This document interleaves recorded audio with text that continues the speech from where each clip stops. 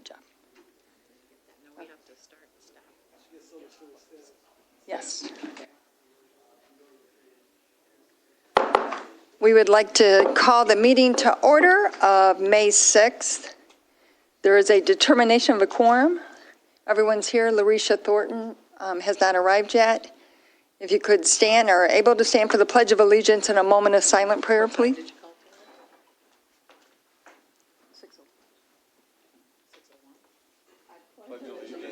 6:01.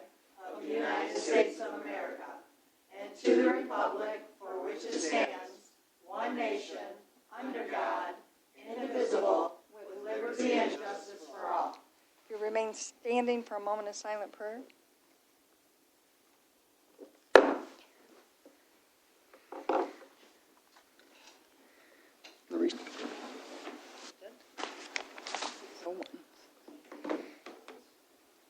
Number 3 is the approval of the agenda.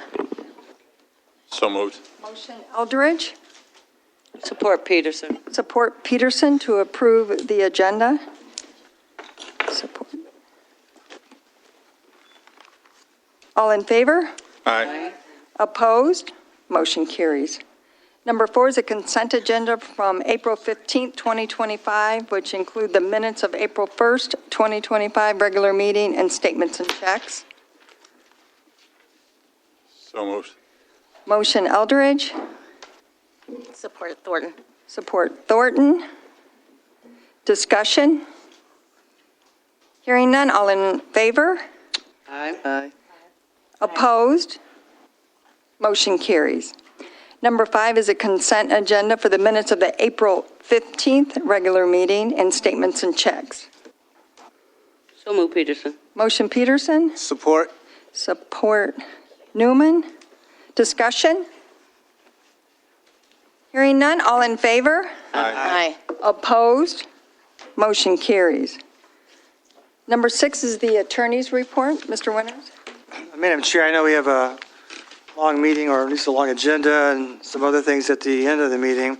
But I would take a moment to highlight that a number of those agenda items, you've received letters during the last number of months pertaining to a great deal of those, including the DTE hydro easement request. I believe they're here this evening. At the same time, the township continues to really press forward with trying our best to encourage economic development and make sure that those who wish to do business in the township can see their projects handled in a very professional, expeditious manner. I know that planning consultant Sally Emliger has done an outstanding job in her capacity as a planning consultant. We're getting very close to scheduling a closing date for the Culver's property. That's the one that's going to be located next to Aldi's on township-owned property that we've held for the last 25 years. I've talked with the developer of Holiday Inn. They're very, very close to executing the road improvement agreement, which is needed by the road commission before they can sign off, and everything seems to be heading in the right direction to get them across the finish line. We also have, some of you may recall that Zippy's Car Wash at one time wanted to locate on the Whitaker Road corridor, which did not fit in with the current zoning. They're now looking at the property that they own also on West Michigan Avenue for construction of a new car wash down there where the current car wash is located. And so there was a pre-application meeting that was held with them. And again, I think that's a very positive opportunity for the West Michigan Avenue corridor. As part of that corridor is also the Comfort Inn. You've heard different reports concerning this, a 4-story hotel that's also ready to get their final site plan approval and schedule a pre-con. One potential development that you may have not heard too much about is what we call this U-Box, which is a storage facility, but not the type of storage facility that you might have been accustomed to. This is going to be located at 2251-2269 Parkwood. It's about a 25,000 square foot. Can you hear me okay? Can't hear me? You guys hear me? Yes. I was talking loud tonight, but anyways, I don't want to scream, but the U-Box warehouse is the concept behind that is that they only have a couple employees. It's a 25,000 square foot warehouse where they will come to your house, pick up all your belongings when you're ready to relocate, take it back to the warehouse, and then when it's time for you to move into a new place, a new house, whatever, they would deliver that. That's a 25,000 square foot and also a very significant investment. The one thing I would also indicate that in regards to the ongoing development planning issues, we continue to also write a significant amount of letters and spend a significant amount of time ensuring that we're enforcing the township's ordinances in a uniform and consistent manner. I know Director Kingsley has been outstanding also in her efforts to oversee that department and bringing forward those matters in which after a period of months and sometimes even years where compliance is not being achieved voluntarily, the township has no choice but to either ignore enforcing their own ordinances, which is never a good option, or going to circuit court, which is what you have to do when someone continues to ignore repeated notices of violation. Those are on the agenda tonight. We also had a situation with a fire that occurred at 2494 East Michigan Avenue this past, I believe, Friday. And I bring that up only because it's still under investigation by the fire department, the Washtenaw County Sheriff's Office, the planning department, and the township, because that fire resulted in the discovery of an illegal grow marijuana operation, a very significant one, in violation of the Michigan Regulation of Marijuana Taxation Act. There was probably approximately 700 pounds of marijuana that was seized from one of the buildings that was on fire. There was also a trailer there that should not have been there. And I bring that up because, again, the township does not want any of our first responders injured or put in a position where there are certain unknown chemicals they're walking into. Obviously, they wear the appropriate turnout gear, and they do everything that they possibly can to ensure their individual safety. But at the same time, the Michigan Regulation Marijuana Act was designed in part to ensure that the marijuana that people voted for was going to be tracked from seed to seed, so to speak, that it's going to make sure that it was tested, that there was no molds, fungus, other material that was going to be harmful to those who choose to partake. And this obviously has been turned over to the Sheriff's Department. It's zoned improperly to begin with. The township was not aware of it. And at the same time, when the firefighters who do put their lives in danger when they respond to these kind of situations, it's one that has to be fully investigated.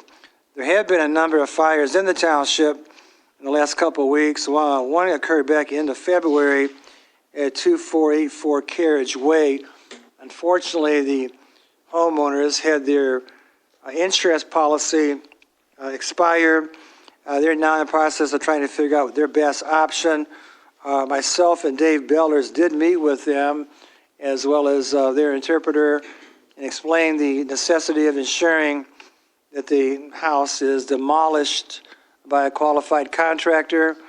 They understand that. They have agreed that they would accomplish that within 30 days of our meeting, and I believe they will do so. Otherwise, they do understand the township will have no choice but to proceed with demolition and placing that on the property as a lien, which we do not want to do unless we have to.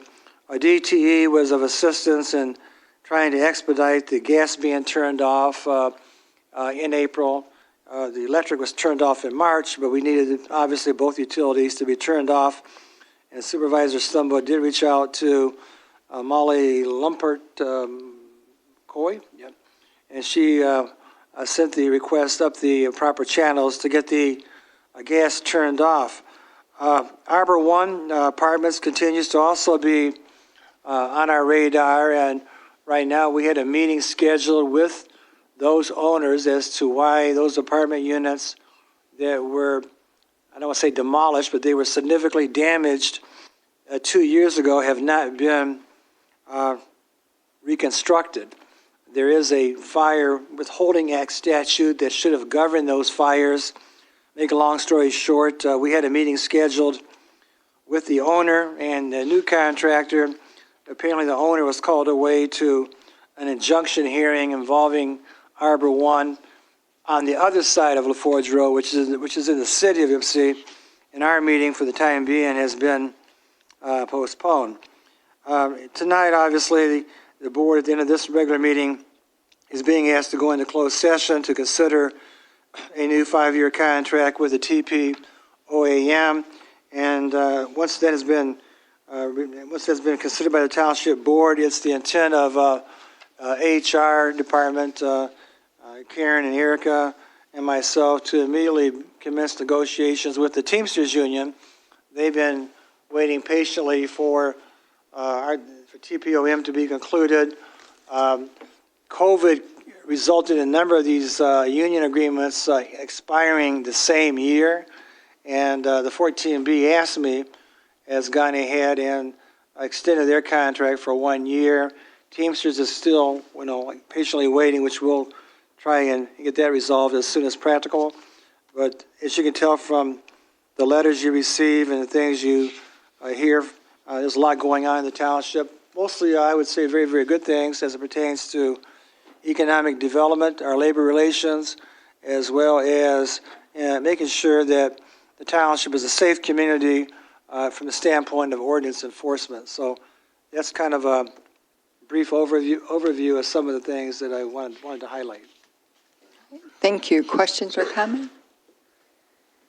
Hearing none, we will go to new business, which is approve UKG contract for the new time clocks and software in the total amount of $25,440, which is budgeted.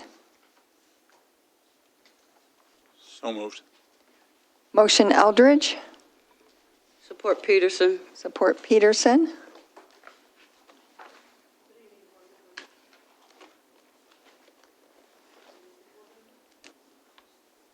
Should be green.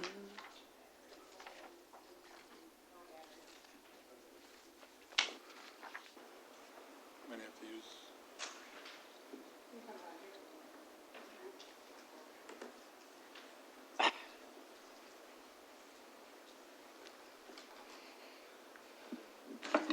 Good evening, board members. Karen Wallen, excuse me, HR manager, and Erica Holmes, HR specialist, and we are here to ask for approval for some new time clocks and software for our time and attendance program. As I stated in the memo that was sent out, January, about the middle of January, we went down on a Monday morning, basically to do payroll, and there was a message on our screen in our software, basically telling us that there were some clocks that were coming to end of life. They were clock numbers that I had not recognized before, so I immediately took a snapshot of that and sent it down to our IT department and said, please tell me this is not our clocks. And unfortunately, they came back and said, it is our clocks. So we had less than 6 months notice that these clocks were coming to life end, and we had to do something pretty quickly. So IT did get involved, and Travis McDougall is here tonight if you have any questions on that IT part, helping us look at options. And being that we were in such a short time span, I mean, we didn't have a whole lot of options. In this time frame, we also were notified by UKG that the software that we have been using for a number of years was going to be reaching end of life as well. And they would not give us an exact date, just telling us that it would be within the next year.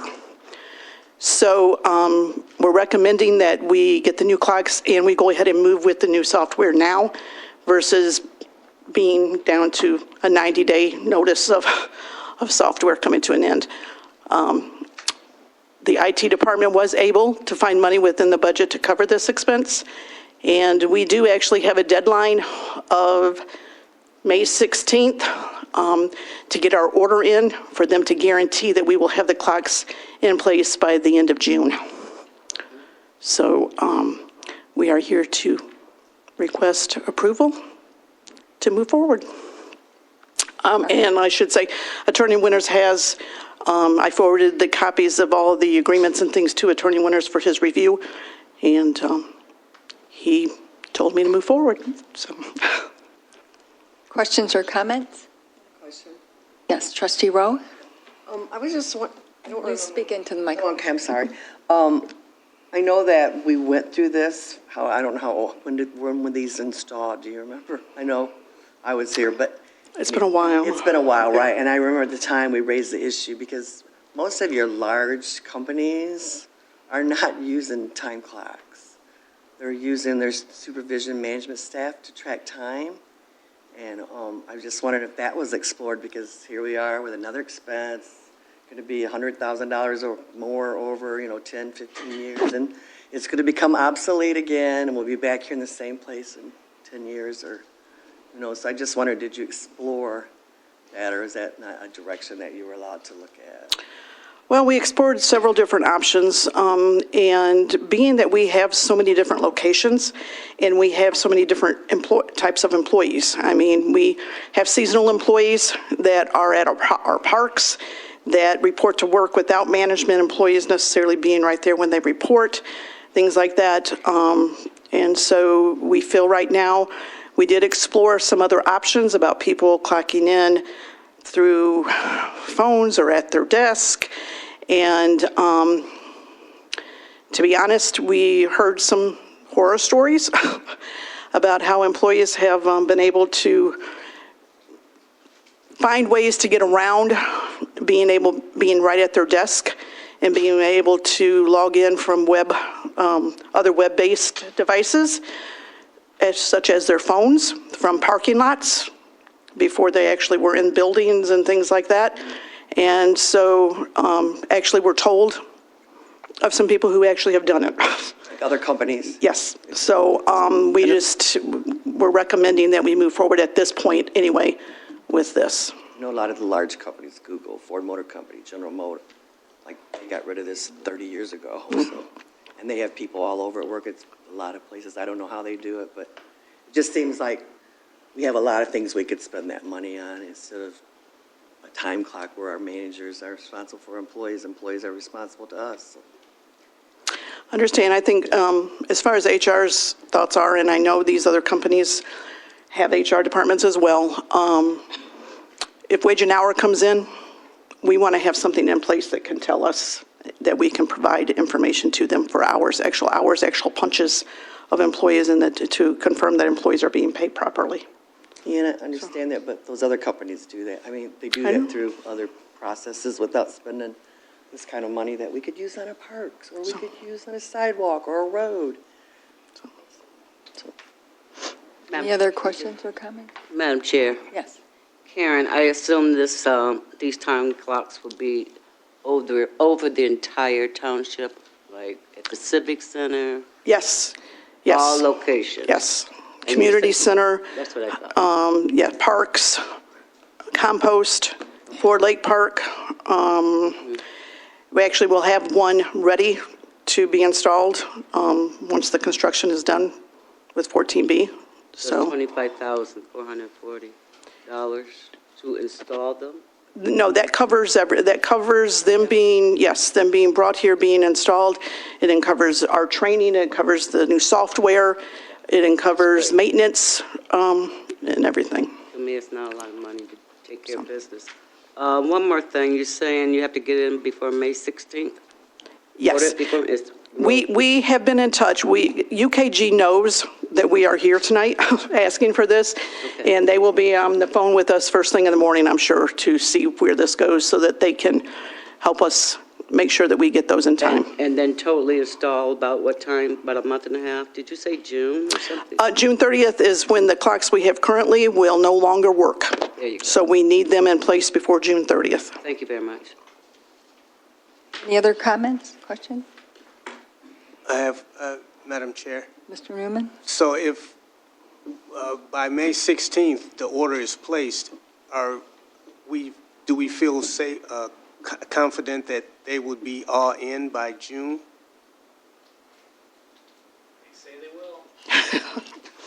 UKG is telling us they will be. And that's with no hiccups or anything. So these are like physical time clocks Yes. where you punch in, No, it's a swipe card. It's not, you don't actually punch anything. It's a card that when you walk by, you just show your ID badge. Okay. And it clocks you in and out. okay, So you don't punch any numbers or anything. It's all electronically. okay.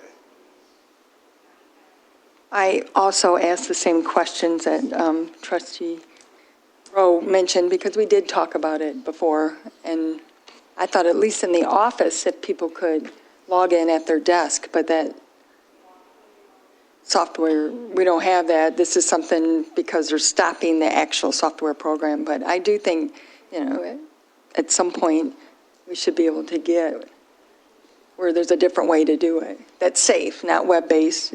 You explained that. And when it's web-based, it's easier to manipulate. So I know there's systems out there. I think at Ford Motor Company, like, they're all in one building. Our problem is we're in different locations, and I'm not sure how to do that. But I thought at least start with the clerical and the manager. We could do it that way by logging in, but we're not there yet. And we have to have the time clocks. Madam Chair? Yeah. I have a question. Sure. So there is no specific date for the time clocks to be in, right? But they have to be in by, well, there's no specific date for the company, right, is what I'm hearing, Yeah, that's- right? But they have to be in by June 30th. Yes. What if they're not? Correct, yes. No, I actually printed off something from their website, and that basically says that May 16th needs to be the deadline for them to be ordered, to be able to be installed and ready to go by June 30th. So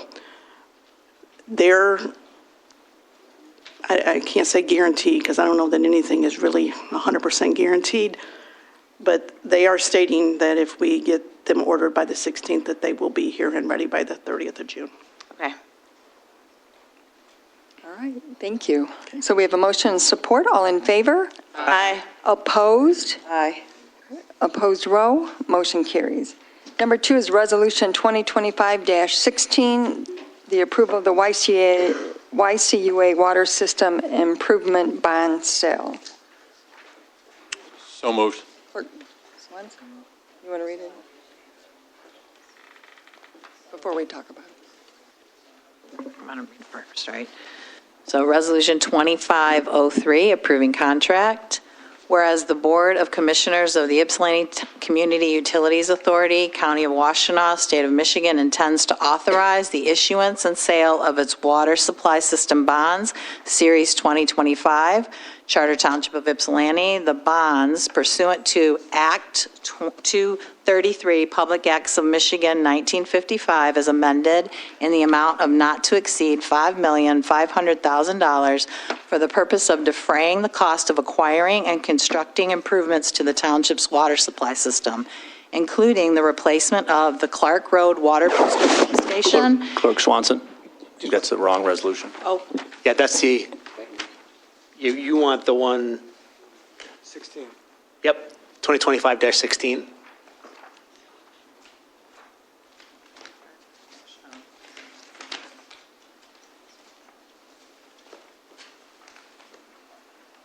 the dissolution is, oh, that one's first. 16 is the bond sale, and 17 is the dissolution of, oh, it's this one. I could just interrupt. 03 was actually the resolution that was passed by YCUA. Yeah, that's the YC, yep, that's one that was, yep. 05-16 is the one the board needs to consider. It was in the packet, Yeah. yeah, Okay, hold on. forget which page it was, like 17 Okay, it's somewhere. after that. Yeah. Okay. So I don't have, this is a dissolution, so it doesn't look like, am I missing it in my packet? Unless it's on the front, sorry. You want me to read it?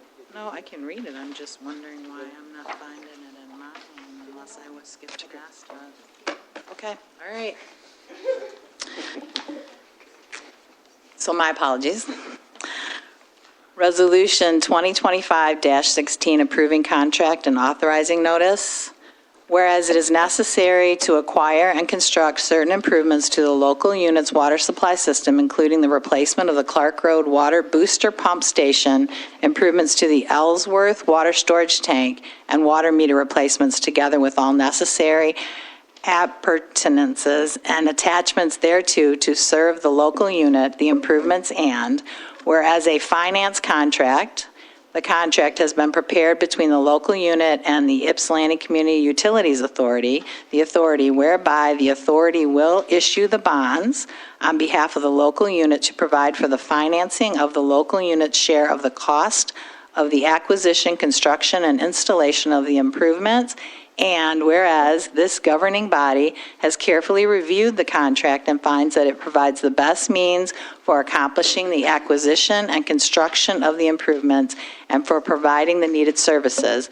Now therefore be it resolved that, 1, approval of contract effectiveness, the contract is hereby approved and the supervisor and the clerk of the local unit are hereby authorized and directed to execute and deliver the contract for and on behalf of the local unit, provided, however, that the contract shall not become effective until the expiration of 45 days after the publication of the attached notice as a display advertisement of at least a quarter page in size in the Washtenaw Legal News, a newspaper of general circulation within the local unit, which manner of publication is deemed by the governing body to be the most effective manner of informing the taxpayers and electors of the local unit of the details of the proposed contract and the rights of the referendum thereunder. 2, publication of notice. The clerk is directed to publish the attached notice in the newspaper above, designated as soon as possible after the adoption hereof. 3, rescission. All resolutions and parts of resolutions in conflict with this resolution are hereby repealed. So moved. Motion Swanson, support Rowe. Good evening, Supervisor Stumbo, members of the board. The proposed water improvement bond sale before you covers 3 township-only projects. The first one is the Clark Road Water Booster Pump Station. That pump station was constructed in the mid-1970s. It is definitely past its useful life in regards of the pumps and the electrical equipment and the structure of that facility. That is a critical booster pump station in the YCUA system, as if there's any water main or pressure issues along the Clark Road corridor that would provide backup pressure, booster pressure to St. Joseph Mercy Hospital, or now Trinity Health. It would include also a complete demolition and replacement of that pump station, along with installation of new pumps and a backup generator. The second project on the proposed bond sale is for Ellsworth Water Storage Tank. That storage tank was last fully painted in 1985, with some painting done on the outside in 2000. The interior surfaces are definitely seeing significant corrosion and delamination of the paint. Recent inspection from our engineer indicated that we need to perform some work and coating on that water storage tank. The recommendation is within the next year or 2. The third project for the bond sale is for water meter replacements. And what the authority is proposing to do, we have tried on many different opportunities to obtain funding for meter replacements within the township, and been unsuccessful in those endeavors. So what we would like to do with this bond sale is we're proposing a $5.5 million bond sale. The first 2 projects would be bid and covered as part of that bond sale, and then monies that are remaining after that, approximately $2.67 million, really depending on how the bids come in for those other 2 construction projects, would be used to bulk purchase water meters for the township division. At about $2.67 million, that's going to cover only about 60% of the approximate 17,000 meters that's within Ypsilanti Township. The metering infrastructure that we use to meter water inside homes is obsolete. We can no longer obtain the equipment, the communication equipment, the servers. It is well past its useful life. It was down last week, and it took a week to just get it back up, and we had to do manual reads. So we're really in a vulnerable position when there's failures of that system to get replacement parts and keep that system up and running without actually having to go to every single house and get a manual read. Benefits of the new system would be, we call it automated metering infrastructure. It would allow homeowners to set up different alerts on their YCUA portal. So, for example, if you're a homeowner that mainly uses water in the daytime and afternoon, but never at night, then it would send you an alarm to say, hey, we've seen some unusual water usage in your home. Maybe you have a leaking toilet, a sump pump that's leaking, what have you. It would give that homeowner that quick notification that something looks unusual in their water usage. If they're leaving for vacation and wanted to set maybe a no usage type of alert, they could do so through that new system. The new system would, once fully implemented, would no longer require meter reading whatsoever. All that would be communicated back to the servers at YCUA and be uploaded in the system. Residents could see that usage in real time and be billed accordingly. I also have with me here Tom Colas, who is YCUA's bond counsel, who's going to cover more of the framework and details of the proposed bond sale. Let's just see if there's any questions as far as the projects and stuff. Sorry, I didn't catch your name. Luther Blackburn, I'm the executive director for YCUA. Was that your? Okay. Any questions regarding the proposals that are before us? Yes, I have a question, Madam Chair. Trustee Newman? Is there a timeline for the implementation based on the sale of the bonds for this to take place? For the booster pump station project, the bids are due within the next week, I believe. We would expect construction to begin later this year, depending on availability of generators and electrical equipment. Sometimes lead times on that type of equipment can be longer than anticipated. I would say construction would start within the next 6 months to a year. Ellsworth Water Storage Tank, the benefits of bidding it now would allow prospective contractors we have enough storage in the system to where we could probably let them have that in the summer when most water utilities would not release a water storage tank. So with that alternative bid option, we believe we'll get a better price from the contractor. So it may happen this summer or may happen in the fall. The water meter replacements, we've already started some. But we anticipate the full replacement within the township to take about 4 years. But these monies would only cover about 2 to 2.5 years of installations. What I should clarify is, because we've went at the water meters a couple different ways to try to obtain funding, the proposed current strategy is for YCUA to self-install all these meters.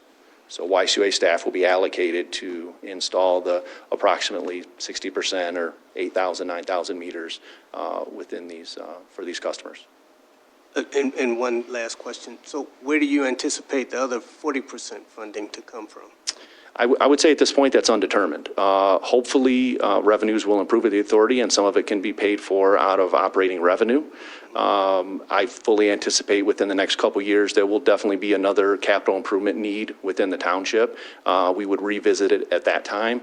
I don't know that this is the opportune time to try to obtain 100% of that funding because this is enough inventory to last our staff for 2 years. So I think given the current environment, we should revisit it in 2.5 years and kind of see where we're at. Okay. But to not get too far behind to where we're just at the mercy of these vendors and non-functioning metering equipment.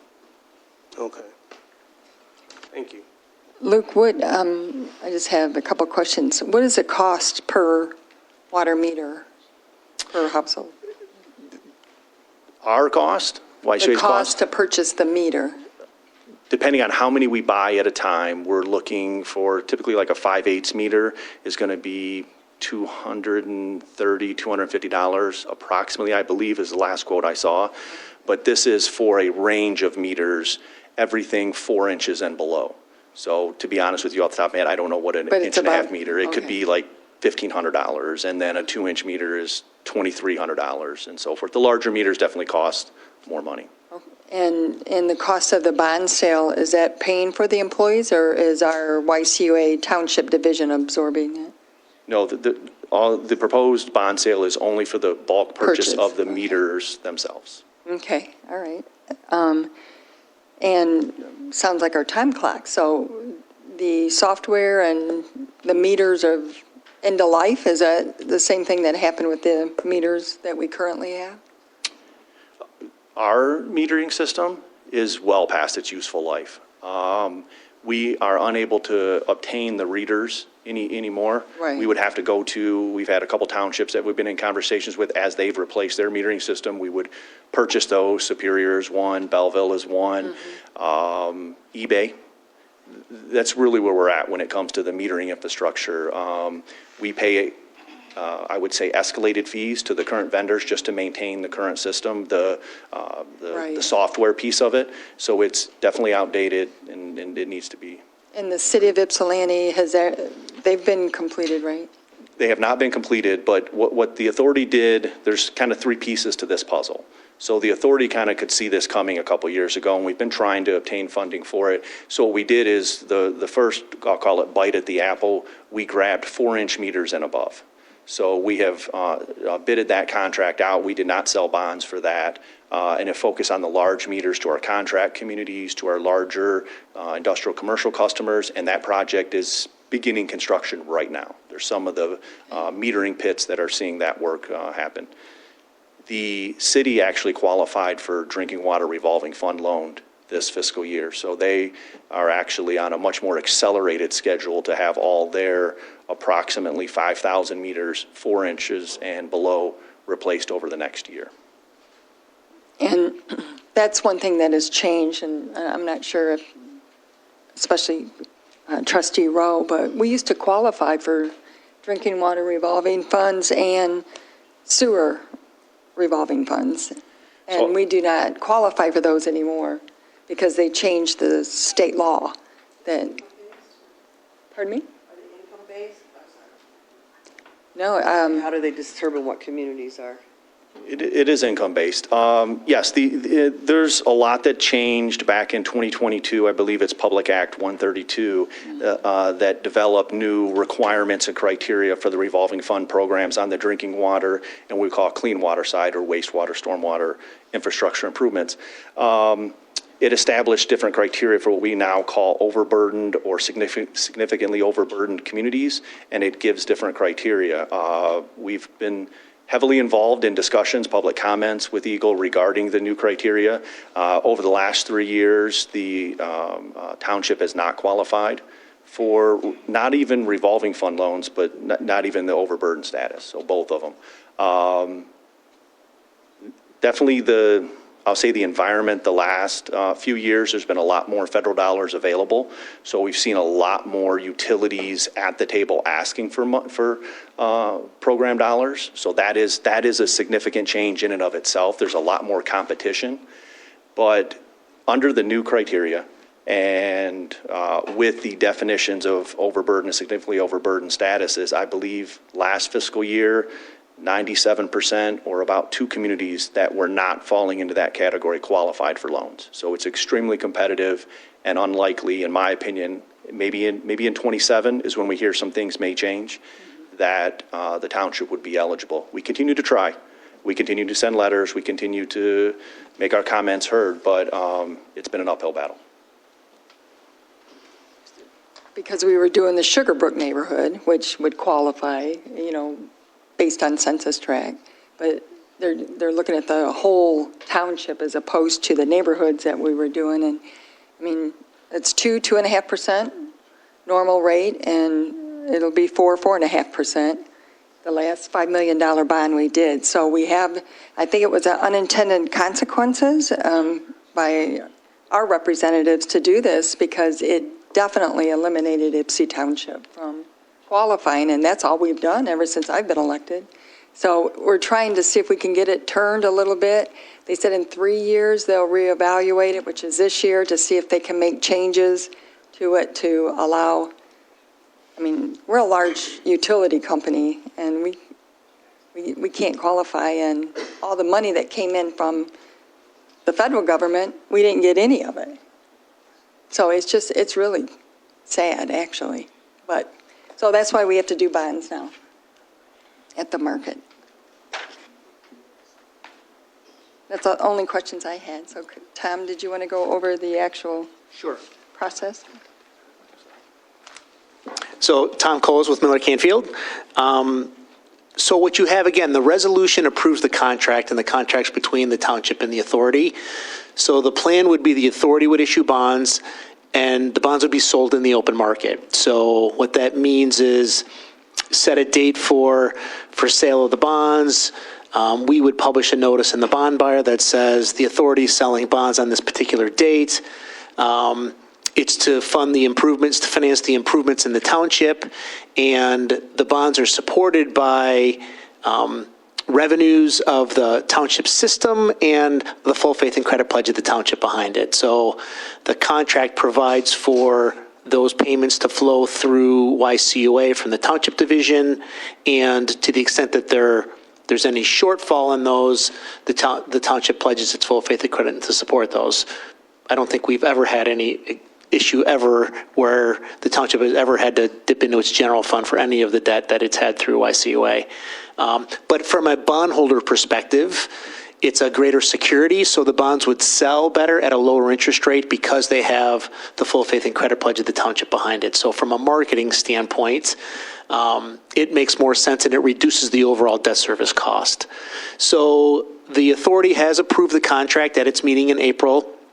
And this would authorize approval of the contract and again, publication of that notice. So statutorily required that before the contract's actually effective, the township has to publish the notice in the paper that says, hey, we intend on entering into this contract for YCOA to finance these improvements that will benefit the township. It sets the maximum amount of 5.5 million, maximum duration of 20 years. So the idea is to repay these over a 20-year period of time.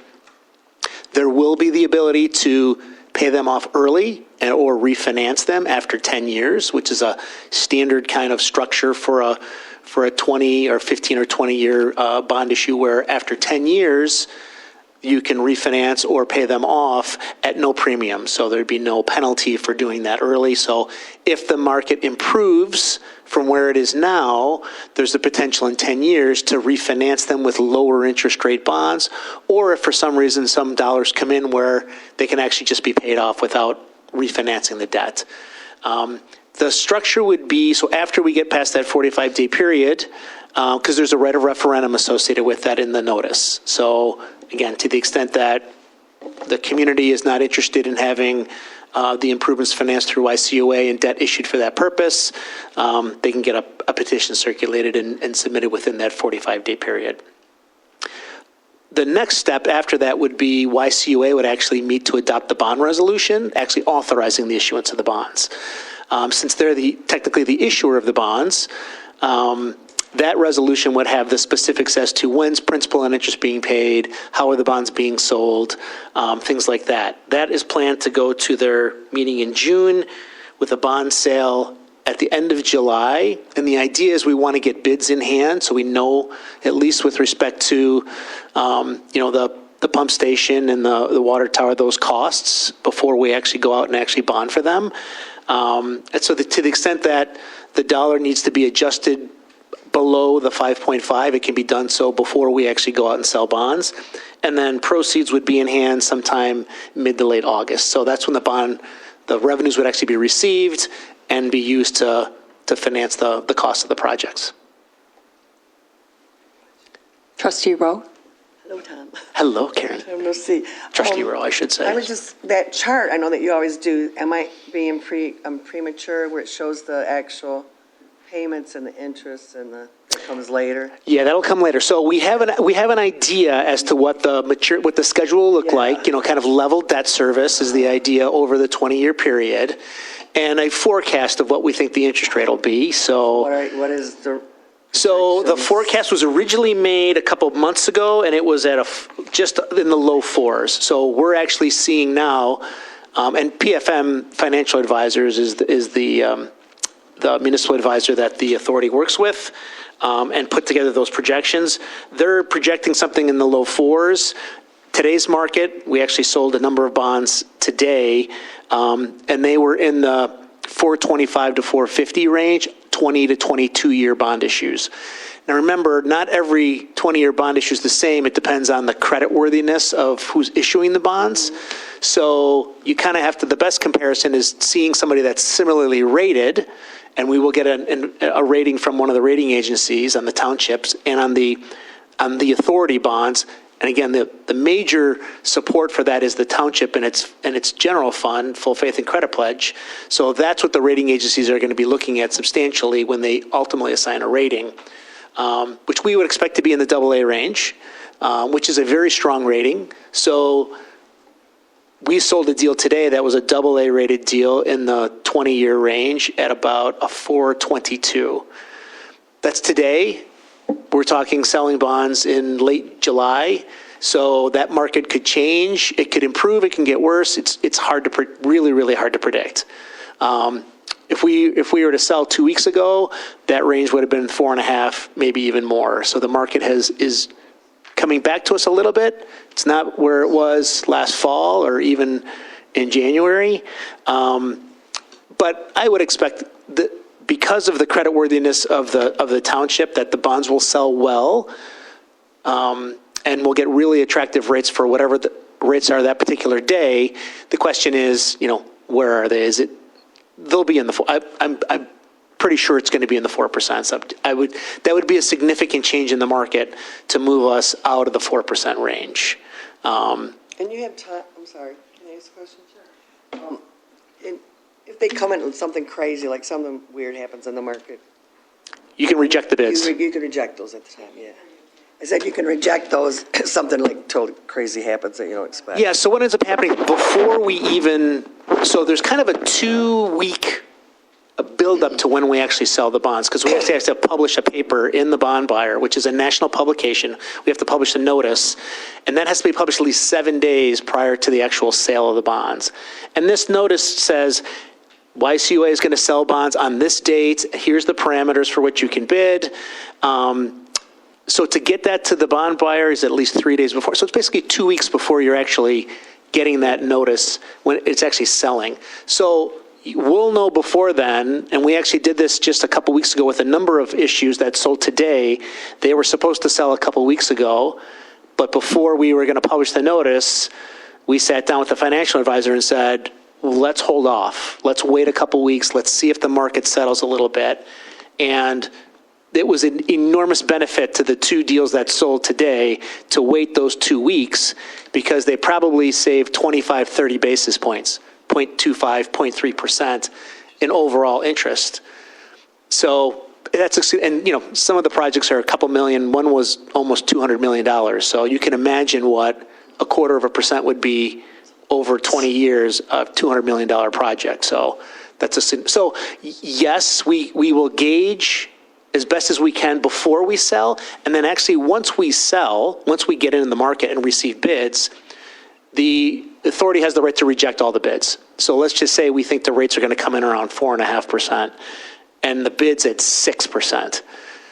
The determination can be made, that's too high. There's an anomaly, something's happened, let's wait. We can reject them and come back and do another publication, sell at a later date.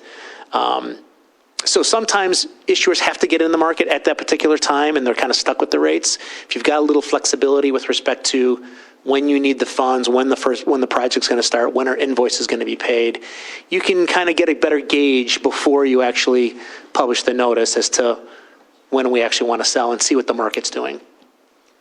One other question? Yes. I don't know if this is for you or Luther, but what is the current bond debt that is holding? The total The amount bonds that are out outstanding? there, yeah. I don't know if you have that or if I have. I have it, Oh, yes. there you go. And Trustee Rowe, do you want the total debt for the authority or the total debt for the township? Or do you want both? No, for the authority. For the authority. I believe What does the that's township have, just the roads? The for the township division. Oh, I'm the township sorry. from the city. Township division, okay. Yeah. You said township, I'm thinking, what bonds do we? Yes. I knew what you meant. So the township is right around 27 million, and I think the authority is approximately 70 to 75. And what kind of interest rates are on those, or is nothing? They're all lower, SRF or WR, it's all the, all those. They're all over because the number Because of of them those. did qualify through drinking water, clear The rate's all water. lower than the four. And again, some of those are in the 2%, but open market ones, so the township, those are going to be in that 3%, the ones that are outstanding. This one we're just in a different interest rate environment now. Thank you. And we did do the large bond sale for the city for the US 12 improvements. That was an open market bond in the city back in '22, and that was high threes. I think it was like 3.8, 3.9. So it's been, the last couple of years, it's kind of been all over the place. There's been some open market, some revolving fund loans. They've been. any more questions? In the paperwork, I read that not to exceed 6%. That's too high. We don't want to go to 6%, so. So keep in mind, that's the coupon rate, so that's the rate, but a lot of times That's a coupon rate? Yeah, but what that means is, that's the interest rate that the bonds will bear, but that's not the price, that's not the overall cost to the township or the authority. Because what's happening in today's market is bondholders are paying a premium for bonds, so they'll pay you more than 100% for a bond at a particular interest rate, which means that we reduce the bond size because you get that premium. And that will reduce the overall interest cost, the true interest cost. Even though the coupon rate might be 5% or 5.5%, the effective rate will be lower because they've paid you more than par for that dollar amount, for that bond.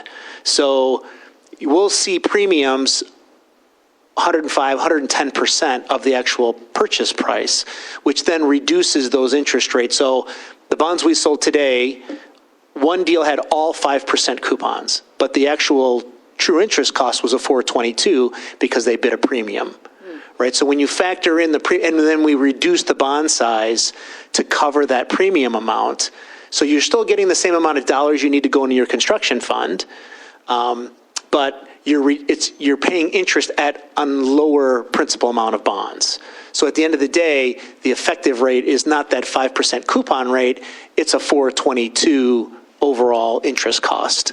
So the 6% that's in is a coupon rate. Okay. Because that's too high. But my understanding is it does come back to the township board and you have a schedule of payments, and that's what Trustee Rowe was referring to that we voted on in the past. So you'll get the final, this is the approval that the township board has. But once the bonds have sold, you'll see what that final schedule is, of course, once the bonds have sold. So you'll see what the cost is on the bonds after we've priced them, because then we'll have all the interest rates. The size could be adjusted based upon whether there was premium or not. But the approval is at this level. Again, the authority board, and obviously the township has members on the authority board with respect to the authorization of the bonds. That's the next step, would be the authority is the one that authorizes the actual issuance of the bonds. Do we used to just get them, like an estimate or something? I think it's because they were DWR, drinking water revolving fund. Well, the drinking waters we So knew would right off the know bat, right? The schedule. drinking water, you know exactly what the rate is, yeah. So when I was getting confused. you qualify for drinking water or clean When water, we voted on it, we always had those sheets. the rate is set already for the whole program. They set that annually. Gave it to us right now would just be a hypothetical. There's actually an estimate, but it has rates kind of all over the place. Yeah, Okay. yep. Thank you for that clarification. Sure. So we had a motion and a support. All in favor? Aye. Opposed? Motion carries. Thank you. Thank you. Number 3 is Resolution 2025-17, which is the approval of the dissolution of Environmental Reserve Fund and transfer of funds into the Reserve for Construction Township Division as requested by YCUA. So moved, Peterson. Support. Oh, I'm sorry, it's a resolution? I got to read it. I'm Yep, sorry, that's I didn't okay. think it was a I got the resolution. right one this time. Okay. All right. Resolution 2025-17, approving dissolution of the YCUA Environmental Reserve Fund and transferring the monies held therein to YCUA Reserve for Construction Fund, Ypsilanti Township Division. Whereas on March 23, 1995, Ford Motor Company, General Motors Corporation, the Township, Ypsilanti Community Utilities Authority, the Regents of the University of Michigan, and Wayne County entered into the Willow Run Creek Area Settlement Agreement. Under the settlement agreement, the above parties agreed to certain obligations related to the cleanup of the Willow Run Creek area, and whereas as part of the settlement agreement, the Township and YCUA jointly and severally agreed to, among other things, provide the necessary funding for the disposal of leachate that involved the Fonz Old Wayne landfill, which leachate was transported for treatment to the Wayne County wastewater treatment plant. Specifically, the Township and YCUA were responsible to provide funding for Wayne County and/or Van Buren Township disposal rates and connection fees associated with disposal of leachate for a 30-year period or to a maximum of $500,000, whichever occurred first. And whereas, per the agreement of the Township and YCUA, funding for the treatment of this leachate came from the Township's ratepayers, and such funds were maintained in a Township Division Environmental Reserve Fund established by YCUA. And whereas on May 28, 2002, the YCUA Board of Commissioners passed a resolution directing YCUA to discontinue the $125,000 transfer beginning in the year of 2002 of operating revenue from the Township Division to the Environmental Fund and to begin transferring the $125,000 annually into the Reserve for Construction account. And whereas the obligations of YCUA and the Township regarding the leachate disposal costs under the settle agreement expired at the latest on March 23, 2025, meaning the monies in the Environmental Fund are no longer needed to fund any leachate disposal costs under the settlement agreement.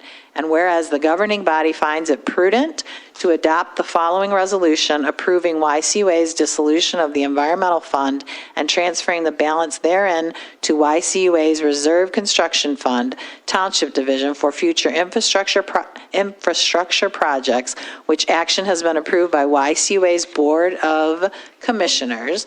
Now therefore be it resolved that the undersigned hereby approve the dissolution of the Environmental Fund and the transferring of the balance therein to YCUA's Reserve Construction Fund, Township Division for future infrastructure projects. So moved. Support Peterson. Motion Swanson, support Peterson. Luke? Good evening again, Supervisor Stumpo and members of the board. The matter before you is regarding the authority's Environmental Reserve Fund. That as of March of this year is the liabilities for the authority has sunset. These monies are a liability account for the authority. The approximate amount in that Environmental Reserve Fund is about $2 million. As we did back in 2002, we are recommending dissolution of that fund now that those obligations under the legal contract have sunset, and move those dollars into the Township Construction Reserve account. That is the main precipice of the request. This has been reviewed by YCUA's former legal counsel, current legal counsel. It has been recommended by our auditors to get this liability account off our books and move those dollars over to the Reserve Construction account, and would recommend approval and welcome any questions. Questions or comments? I think Trustee Rowe, myself, Doug Winters was here. You weren't here yet. When we entered into this cleanup agreement, and 30 years have passed, so it's time to have dissolution of it. Mr. Winters, did you have any comment? Yeah, it's hard to believe it's been 30 years because so much time went into this cleanup. At the time, the Township and Yucca did not want to have the leachate actually treated at the YCUA facilities, so the Township instead and Yucca agreed that whatever leachate had to be treated would go to Wayne County, where the Fonzo landfill were situated, and the Township and Yucca would be responsible for X dollars to Wayne County for treatment of the leachate. As it turned out, they had overestimated the amount of leachate that was the result of the old Fonzo Wayne landfill, but the Township kept had the ordinance to allow the 1 cent per cubic to be collected by Yucca, and it actually grew from the amount in 2022 to over $2 million today, which is something we've talked about in different meetings, as to get that money transferred over to the Township Division Construction Reserve Fund, because for projects that you identified tonight, you can use those dollars that might avoid future bonding as much. So it's a good thing. Other questions or comments? Thank you. And I would just add that at a later date, when YSA goes to revise the ordinance, it would be our plan to revisit that language that's contained within the rate ordinance for the penny per 100 cubic feet of sewage. In the rate ordinance, it stipulates that that money should be set aside for that fund. So at a later date, we would come back and revise that ordinance, which we typically do once a year. So you're going to still collect it for a while? It is, well, legally, it's still in the ordinance. So this is stopping funding of it, moving that money to the, that fund is gone. But then I think we need to come back and revisit the ordinance and update it also. But you don't have to levy the 1 cent charge. It's all in the rate. Oh. So it's just we want to change that language. Okay. We have a motion in support. All in favor? Aye. Opposed? Motion carried. Thank you. Thank you. Number 4 is the approval of the DTE easements for gas line relocation project within 5365 Bridge Road, South Hydro Park, and 2599 Bridge Road, North Hydro Park, in the amount of $49,943. So move we approve the request. Motion Rowe, Support. support Eldridge. Michael? Good evening, Madam Chair, members of the board. I'm Mike Sarnin. I'm over the hydro operations and been involved with this project now at the beginning for a couple of years now. The main purpose of these easements is to allow DTE to relocate a section of the gas line down Bridge Road that crosses the Huron River over the dam and bridge, to reroute it so we could do maintenance of the dam when it's time, because there's that gas line that's in the way. So the representatives from DTE are here tonight if you have any questions about the easement. But the idea of relocating this exposed gas line underground is a safer manner for transporting the natural gas. Questions or comments? Yes, I have one. Trustee Newman? After you move the gas line, after you complete construction, will the gas line be placed back in the spot? No, the whole intention of this project is to completely relocate it and not put it back on the dam. It'll just stay within the easement in the parks, underground. Okay. Which helps the dam's safety and reduces risk management for the compliance side of the dam's emergency planning. Okay. Thank you. You're welcome. Mr. Winters, do you have any comments since you? Yeah, I'm not sure, is DTE here tonight? Are they, okay. Molly is. Yeah, this has been a project that I know there's been a lot of conversations over the last maybe year, primarily starting out with the DTE representatives and Michael from the hydro, and eventually I'm not really sure when the actual gas line was actually attached to the Bridge Road dam structure. We spent some time trying to figure out how it got there to begin with.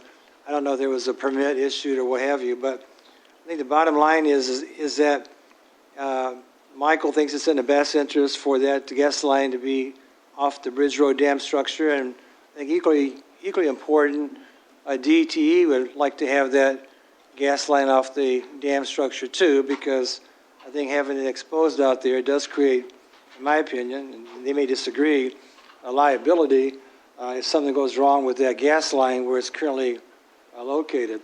In any event, the drawings and the easement requests have been reviewed by their engineers, Wade Trim, the Township's engineers, OHM is scheduled to go through South Hydro Park under the Huron River, come up to the North Hydro Park, and the easements have been vetted by, again, myself and OHM. I think the total amount, based upon recent comps of sales in the area, it's 0.66 acres in total between the two easements. and the fair market value was the $49,943. It was my recommendation, and my recommendation only, that if this goes through, that those funds at least be allocated to the North Hydro Park, because according to Director Hines and other people, North Hydro Park could stand to have either some parking lot pavement and some other improvements made to the North Hydro Park system. That'll be the decision of the Township Board, simply my recommendation. We did confirm with the Michigan Natural Resource Trust Fund that this easement would not be deemed to be any kind of a violation of our previous trust agreement that we have with the state of Michigan, because we did receive some significant funds to make some improvements to the North Hydro Park a number of years ago. So that's the backstory as far as I'm concerned. It's in proper form for the board to consider. DTE may also wish to add that they like to have these easements recorded, I believe, even as soon as tomorrow, if possible, because they would like to coordinate the relocation of this gas line at the same time Ford Motor Company shuts down for their vacation leave that first week in July. So there's a lot of preparation work that has to be taken to make that happen. At the same time, at least I think we've been assured that this would not interfere with the RoFest, which I think is also scheduled to take place, I want to say in mid-July, going from memory here.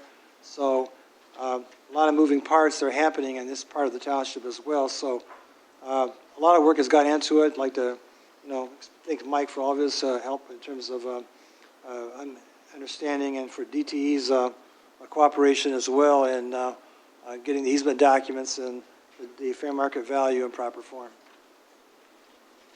Thank you.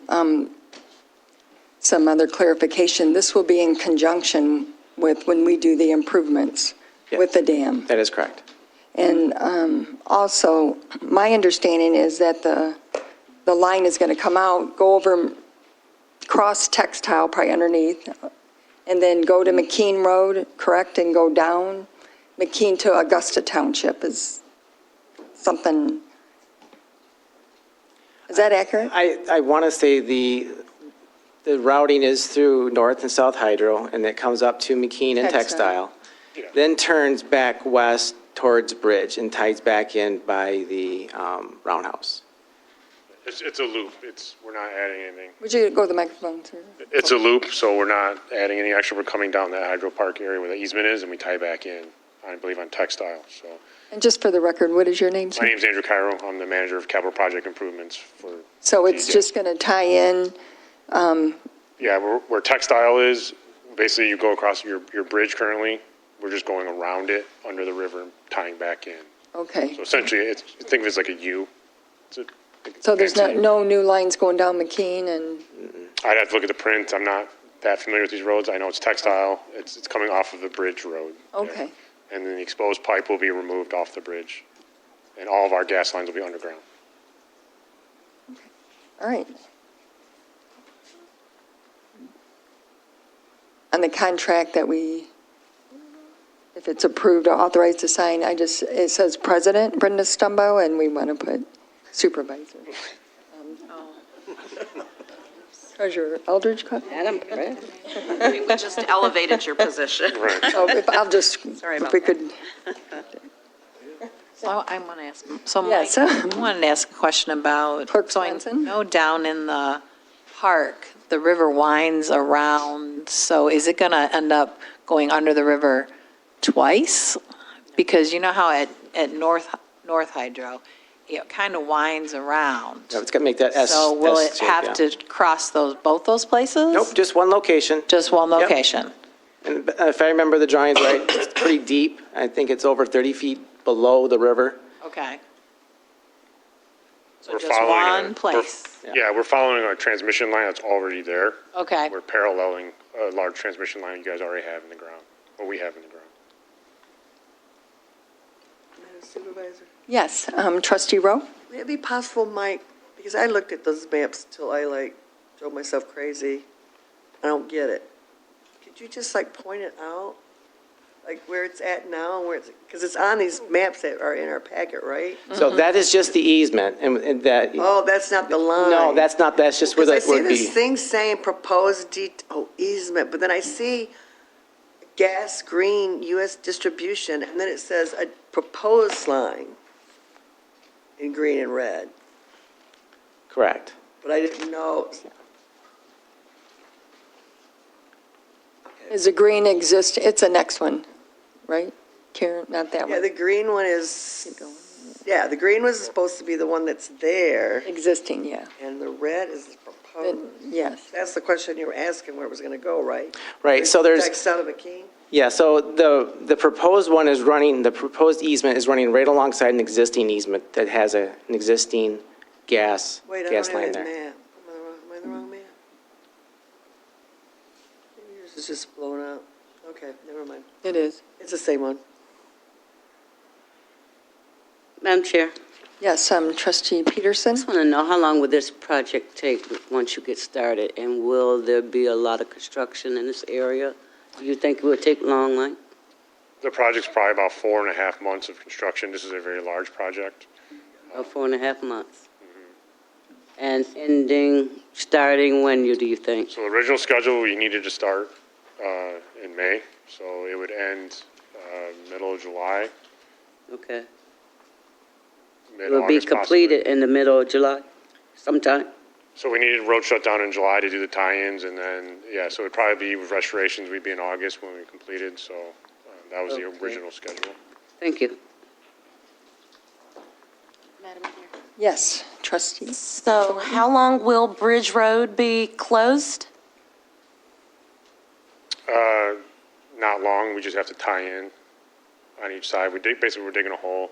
We won't be on Bridge Road, we'll be on each side. You say, okay. Yeah. Okay. Yeah, we have traffic management. We might have a lane or two closed at certain times just before the road, the bridge, because we have to dig some pits for our gear, but the road shouldn't be closed when we're doing it. Okay. Thank you.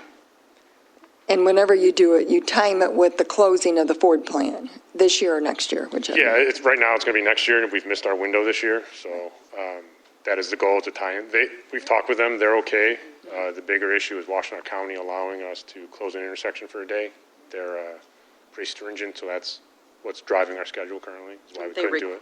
Requested that it be done during the time that Ford was shut down. So we really only had a little window of time to Yeah. get it done. That makes sense to do it at that. All right, we have a motion and support. All in favor? Aye. Opposed? Motion carried. Thank you. Thank you. Number 5 is to approve the change order number 1 for the Spillway Gate Programmable Logic Controller Isolation Project in the amount of $9,825, which is budgeted. So move, Peterson. Motion Peterson. Court row. Support Rowe. Michael? Yep, Madam Chair. So this change order is work we identified during our project that was approved back in November. We found some things that weren't included in the original scope of work that UIS had proposed. And without this change order, I can't really close out this project because it leaves things that are unended. So this is why I brought this back to you for approval, so we can keep this one going. Questions or comments? Hearing none, all in favor? Aye. Opposed? Motion carries. Thank you. Number 6 is to renew the agreement with Washtenaw County Water Resource Commissioner, WCWRC, for vermin management services for up to $150,000, budget in line item 101-445-818-025, contingent on budget amendment. Motion Swanson, Support. support Thornton. If there's any questions or comments regarding the program that we've started with Evan Pratt and the new Washtenaw County Resource Commissioner, Gretchen Driscoll, is also supportive of continuing it.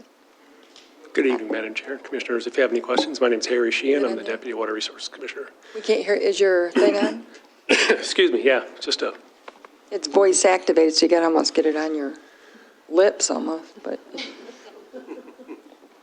I'll pull it up a little bit. How's that? Is that okay? I hear.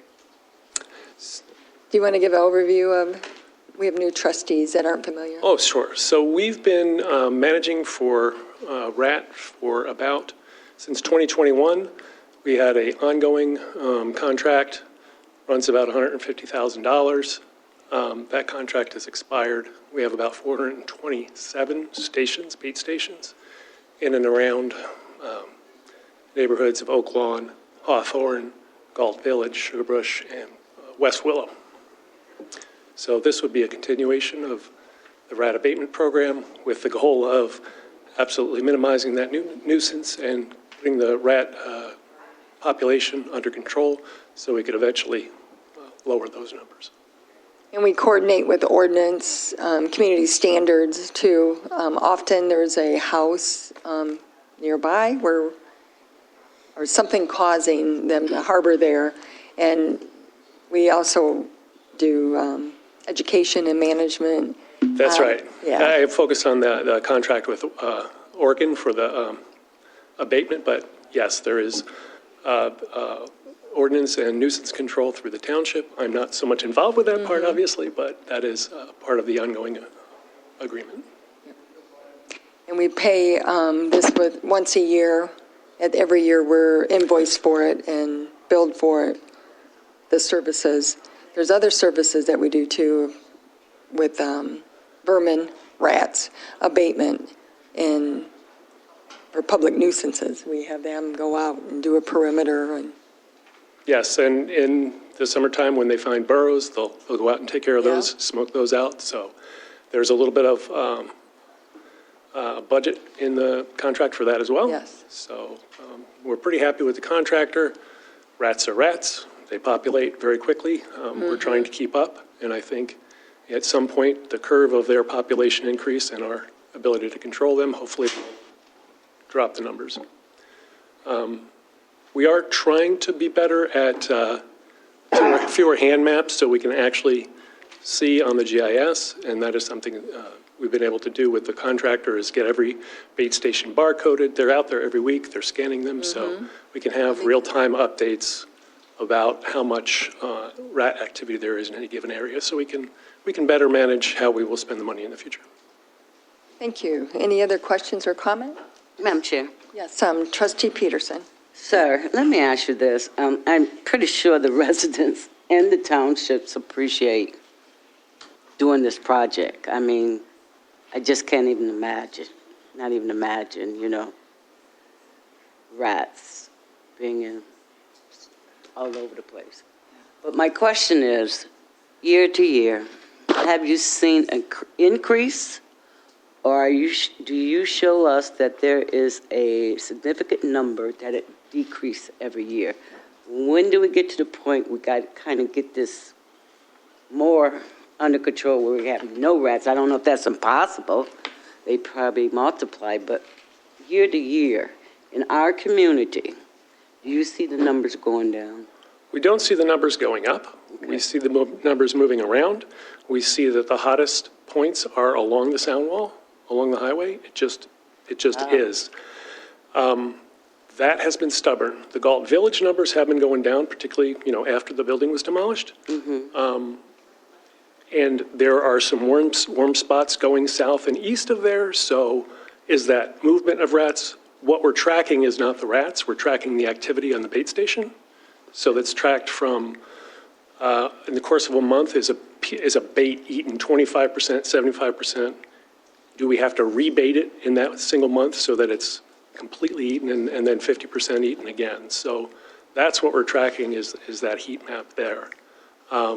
So honestly, this was something that Evan was championing, and it got handed off to me recently. What I did was to make sure that we could have every bait station get the contractor to be up to snuff on having the scans and the reporting done to us so that we didn't have to manually manipulate the data. So we could get the data presented to you. So we've done that from October of last year on. We've got a couple more months available now, so we can better track that. What I could say is we've probably knocked it back a little bit, but seasonality, warmer winters, they are continuing to be a problem. Thank you. They are going down in the neighborhoods. Right. There's it's a just a sound lot of activity along the sound wall. I think that has to do with just cover, the availability of food that's dropped on the highway, and they go out and forage. So when they hit the wall, they're foraging on the bait stations. Trustee Sorry. Rose. I'm sorry. I'm okay. Okay, all right. Thank you. All right. Clerk Swanson? She answered. Can they get, like, under the wall? Like, are they moving back and forth under the wall? Yeah, there's stormwater carve-outs like scuppers. I have a question. Trustee Newman? Is this the best solution? I know when you said it was handed off to you, do you have any other ideas? So I've been researching this a little bit. I'm not an expert, and I didn't stay at a Holiday Inn Express, so I can tell you that it's a problem everywhere. It's an increasing problem because of the warming. They tend to adapt very well to poison control, so it is always a battle. And honestly, I think folks have been so dedicated on killing them that they haven't done the ecological research to know better ways, and I think they're starting to look at that now.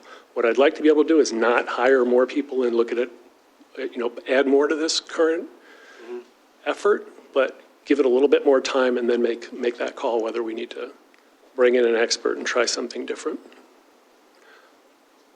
But I'd also, again, I'm a little blind in terms of the number of complaints, whether they have gone down to the township, so maybe that's something we can talk about too.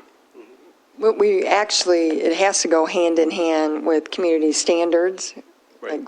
And branches that are just lying there. It's water, food, and cover. Those are the three things that, and I hate or don't like vermin, rats at all, but I do know in the neighborhoods, it's making a difference because the heat maps and they'll provide throughout the year showed it was, the color was hot red. And then after abating it and treating it and OCS going out and enforcing, we try to find the root of the problem.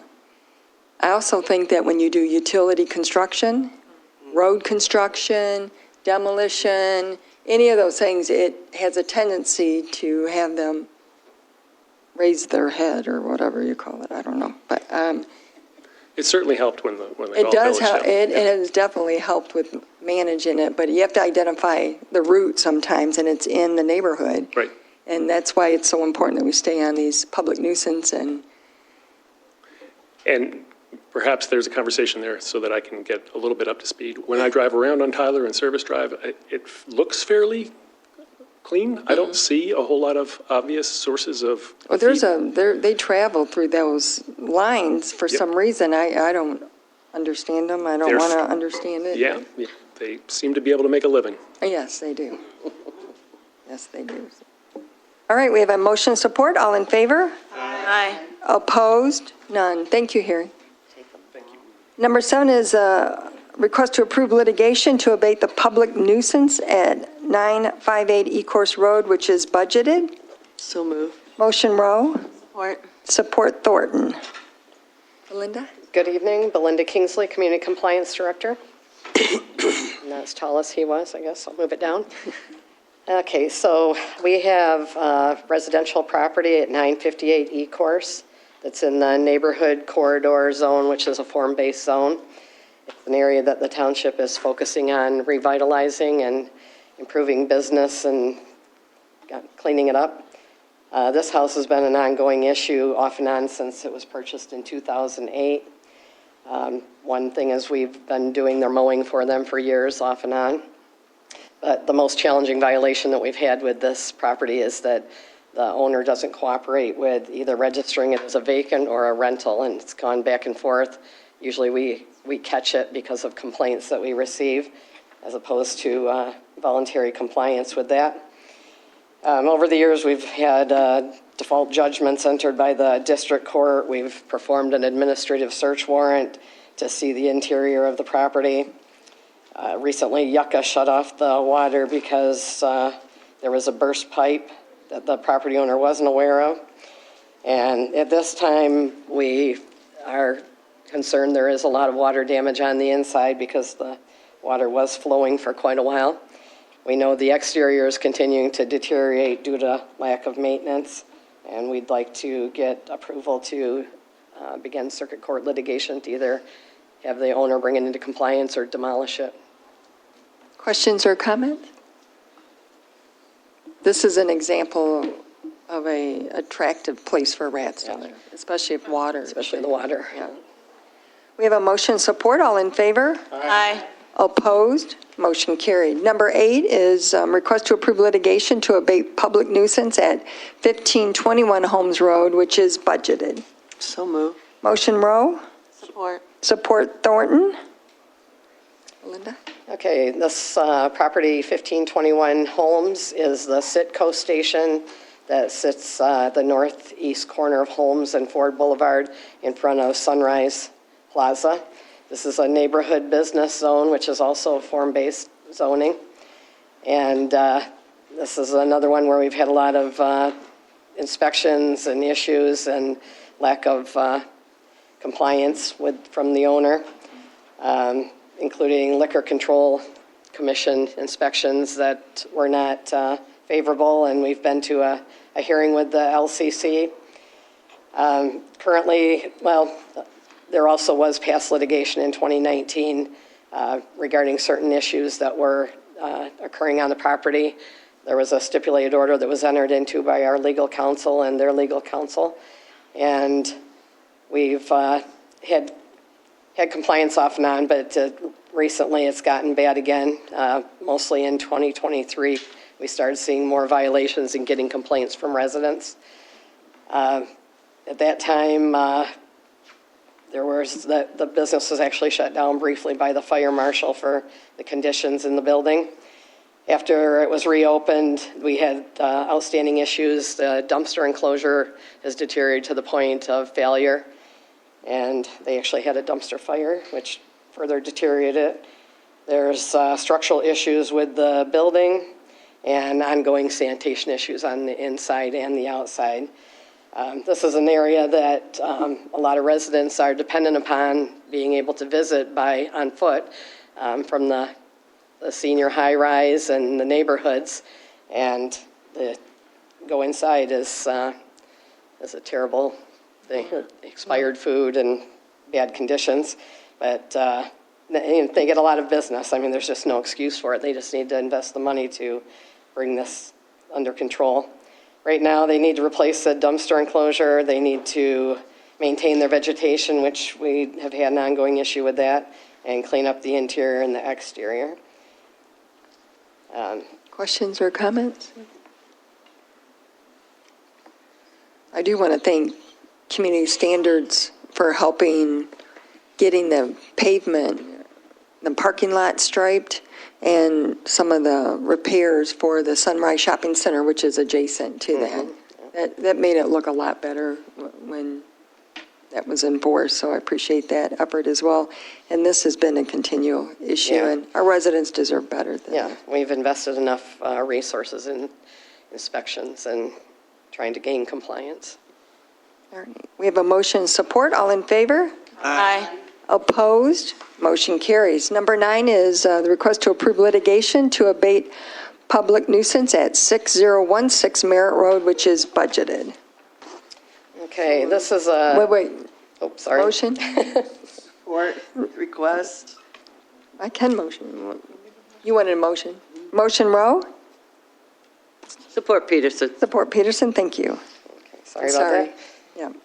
All right, 6016 Merritt is a 10-acre parcel in a R1 one-family residential zone.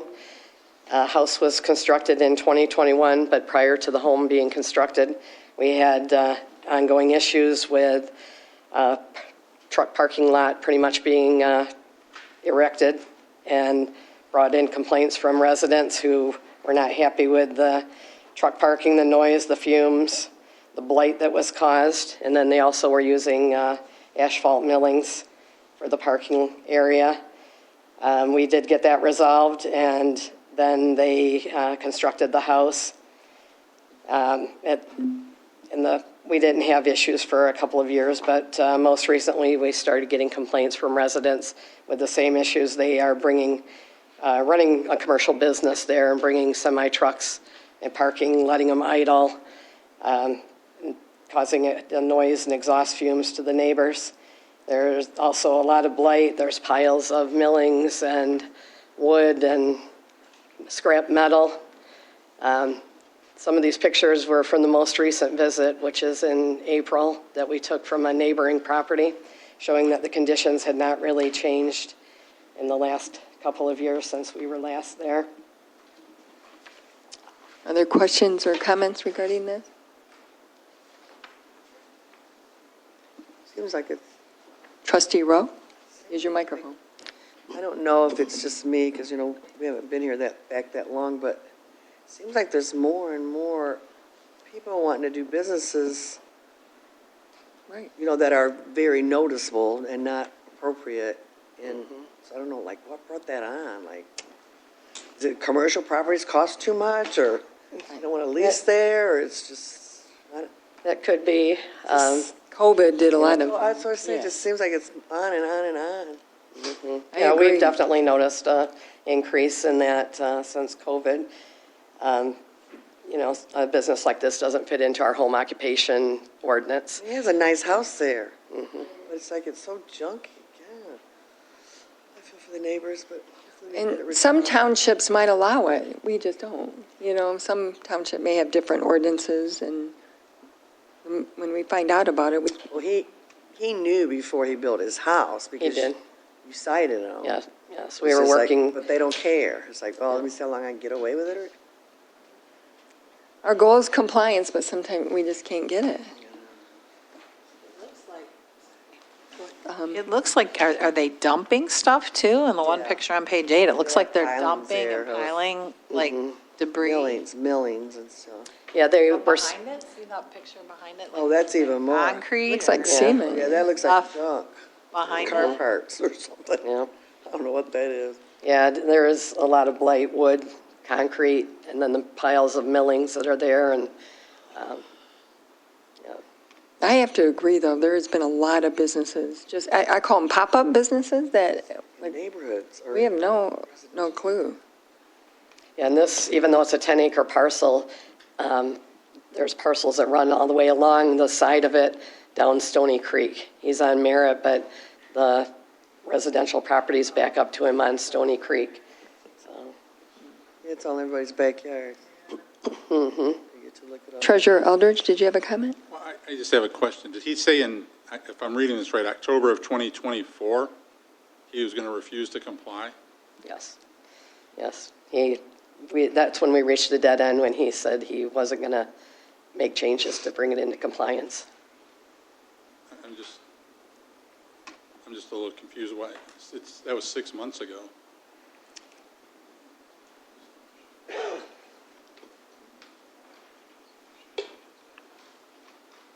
There's a lot of them.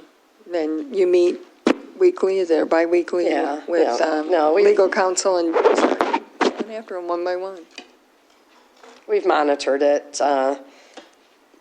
We did find a neighbor that we were able to access to get photos to document it so that it can go to litigation. It's not something that you can necessarily see from the road. Any other questions or comments? Mr. Winter?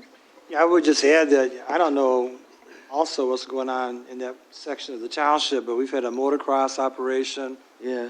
That we had to go to court to get a permanent injunction from what was going on out there. There was some kind of wood chipping that was going on for a long time out there that I think the person's in the last stages, I think, removing that berm of wood chips.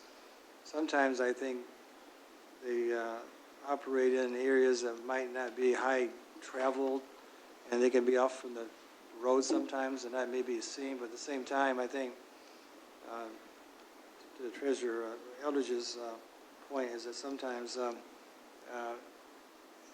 they take advantage of the township's willingness to try and bring them into compliance voluntarily, and I think as we've talked in the past, even on the house on Ecorse Road, the township cannot be the lawn care maintenance company for these recalcitrant landlords who won't maintain their own properties. But there's a lot going on at one time, but for some reason, Merritt Road seems to be kind of a hotspot for activities that don't comply with our zoning ordinances. We have a motion. Any other questions or comments from anyone? We have a motion. Yes. So I Trustee actually Thornton? pass that place a lot, and these pictures actually look good compared to what I see when I pass. There's like usually 2 18-wheelers parked out front. Yeah. It's terrible. It is terrible. So I'm so glad that we're actually doing something about this. Thank you. Thank you, Trustee. Is it evenings and weekends that you see more activity usually for a business like that? Mm-hmm. We have a motion support. All in favor? Aye. Opposed? Motion carries. Number 10 is budget amendment number 6. Clerk Swanson?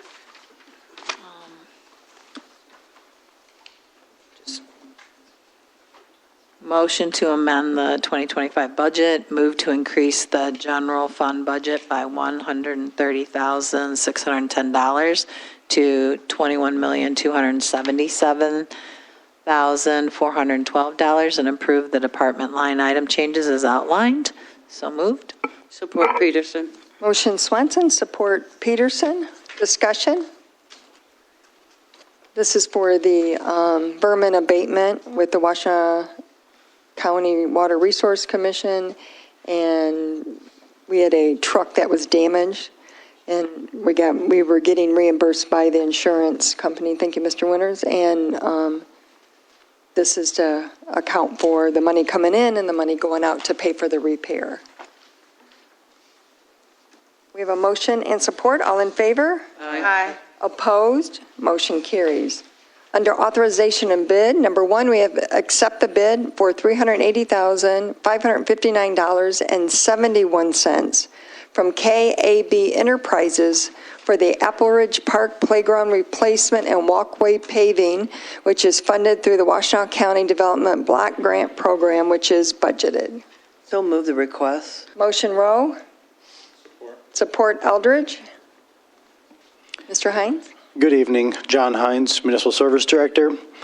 Before you is a request to approve KAB for the Washtenaw County CDBG program in the amount of $380,559.71.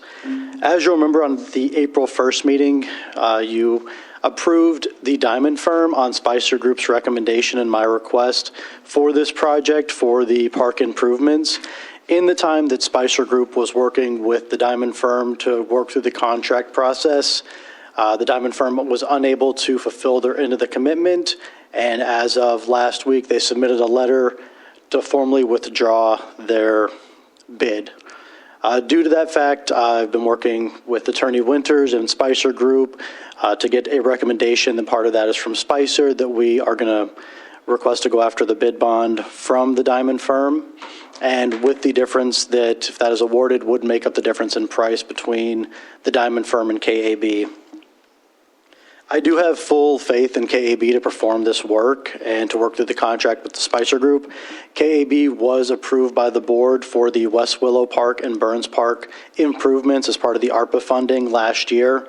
The work at both those parks is closely similar to what is going to be done at Apple Ridge with the full pathway pavement and the replacement of the playground.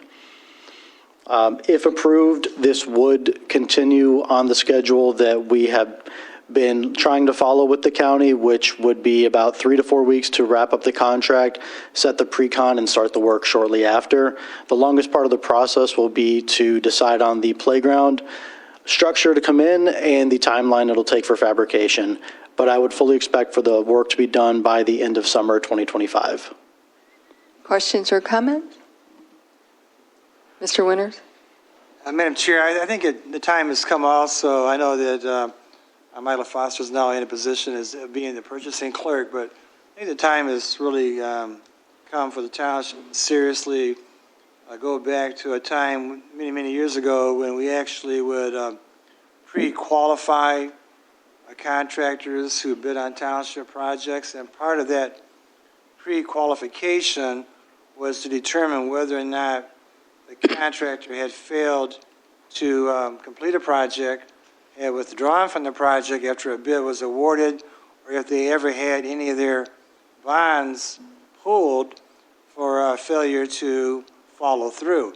This is at least the second, maybe the third time now where you have gone through the painstaking task of doing the bids, having the bids tabulated, having the bids sorted through by the professional consultants there, and then have a recommendation made by Director Hines, an award letter issued, in this case to the Diamond Group, and just before they're ready to start the construction, they have said either, I don't know what it means, and they say they've determined they are unable to allocate the necessary resources to ensure the high quality standard of service both they and the township expect. I don't know what that means, unless the way I read it is that they have found another contract that to them is more valuable to them to do now as opposed to a contract that they had been vetted and approved and notified. So I think it's important for the township to keep track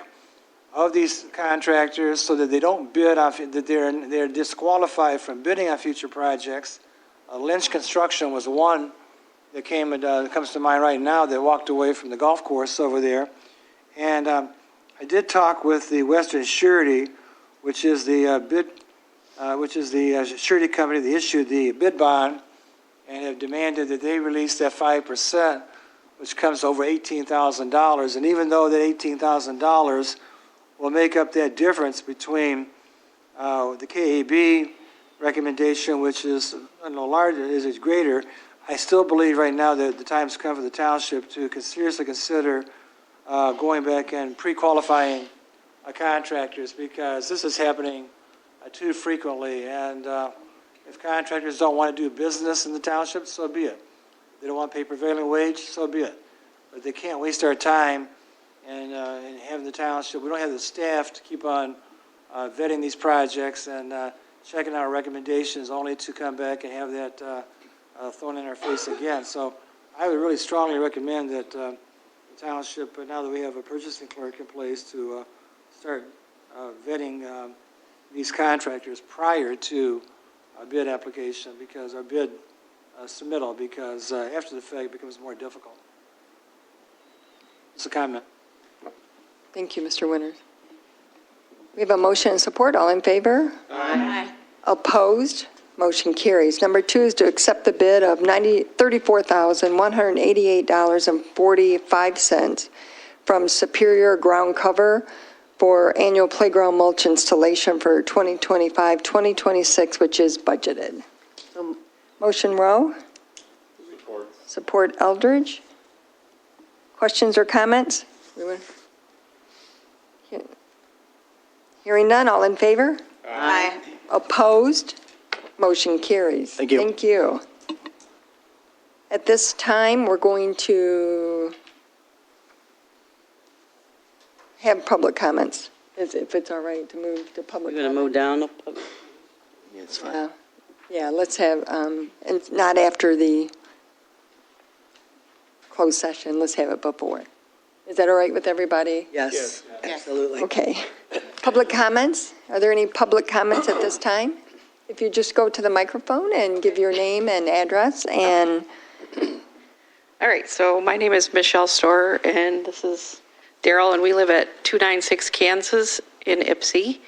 And we recently had our backyard demolished on 315 Ford Boulevard. The mosque behind us demolished the 3 properties behind us. They bought the property and tore down without permit the wooded area, and without our knowledge, they just started ripping out trees. So we don't know what we're supposed to do about that and how we're supposed to, I guess what we're understanding is they put up a stop, the city put up a stop work order. Mm-hmm. And what we're supposed to do, are they going to put up a fence? Are they going to put up some trees to buffer the noise? Are they going to pave that because the dirt that's blowing in there? I have pictures of what it looks like right now, what it looked like before. Mr. Winters, would you like to?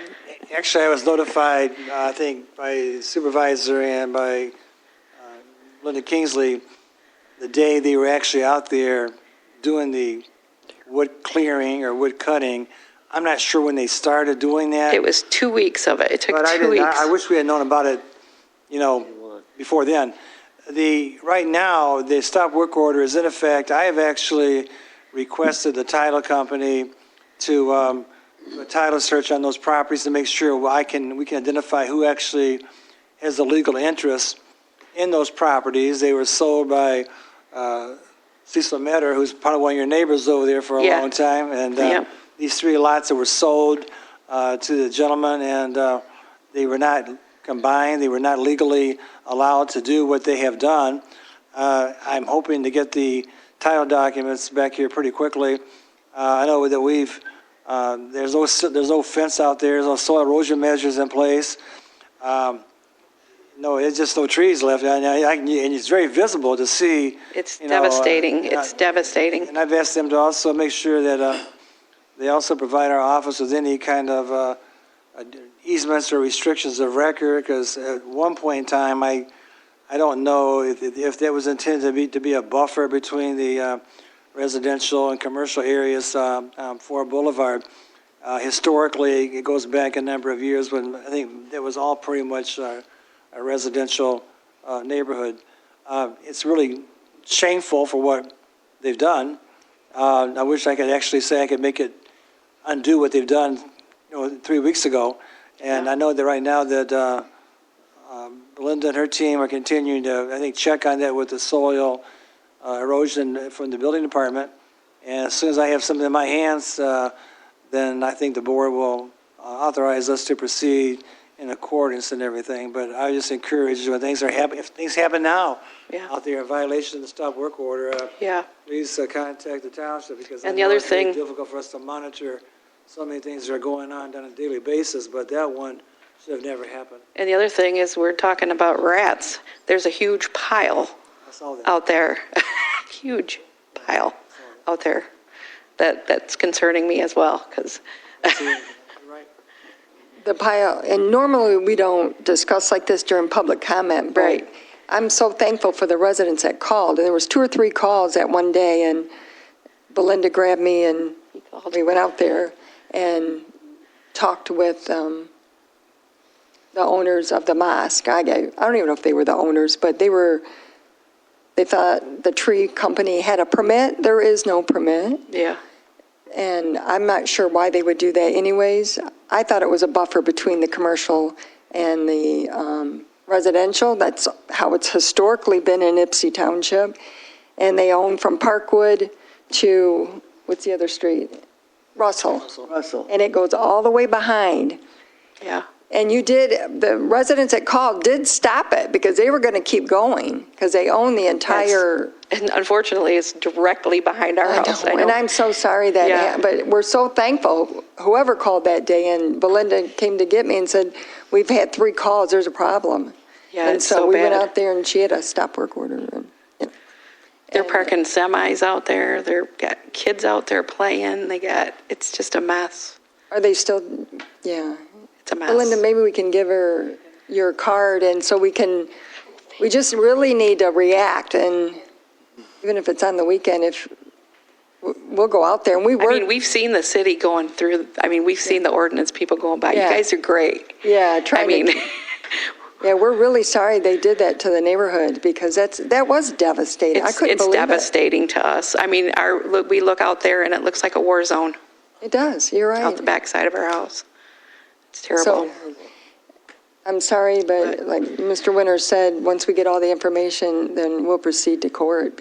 Okay. And they have come in and made contact, but. So do we just keep contacting the city for? Yeah, keep calling the township all the time. Okay. Yes, yeah. All right, thank you. If you see anything, they shouldn't be doing anything on that strip of land. Okay. Nothing's approved. It's really not buildable, so I'm not sure what their intention is. From what hearsay was, they were gonna They were saving that old fence, and they were gonna throw it up against our fence, and they were gonna throw some gravel down there. And they were just gonna park some Yeah, cars that's not there. going to happen. That was hearsay, though. Did they talk to the owners or not? Yes. Are they, Mr. Winters was going to update you. If you feel comfortable, if you could leave your, Oh, they just said that. if you feel comfortable, if you could leave your name and contact information with Director Kingsley, because if it does go to circuit court, many times we'll need to have people that can actually testify. Absolutely. I'm not asking that you put you on the spot, but if you feel comfortable, Yeah. whether it's by affidavit or live testimony, we need help to sometimes illustrate to the court just exactly. Sure, I got pictures, too. beyond just someone, So if you can do that, it'd be Thank you. appreciated. Yes. Thank you. Thank you. Okay. Belinda, will you take the microphone to the resident? Belinda? Belinda. Thank you, Mila.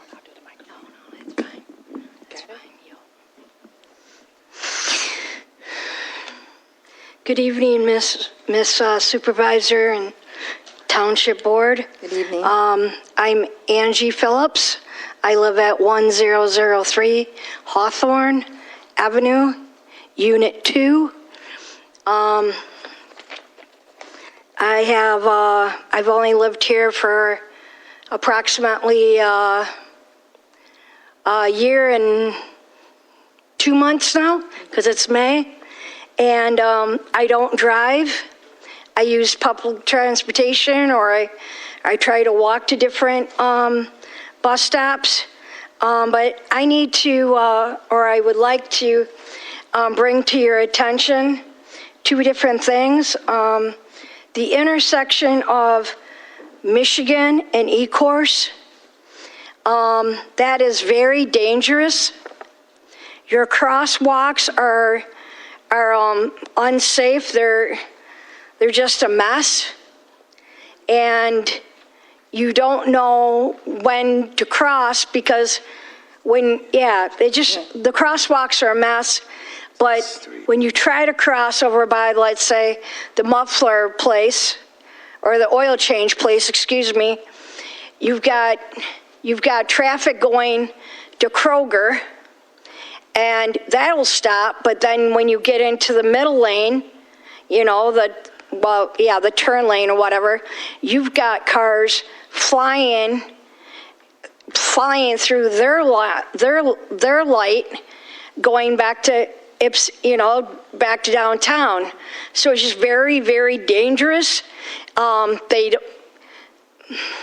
don't stop. They just race down. Or if you're trying to cross and you're not to the middle yet, they'll just come right up to you and they'll just honk their horn. And I'm sorry, that's happened to me more times than I can count. We will report that to the city and to MDOT. Well, I've almost got hit many times. That is dangerous. And the next one, I will promise I'll try to be 3 minutes, but the next one is when the traffic on Michigan turns right around that corner by McDonald's, going on to E-Course. Ms. Supervisor, they fly. And they start taking off by when they just turn on to E-Course, and when they get around to, I don't know what it's called, but around to that business of they sell marijuana, they just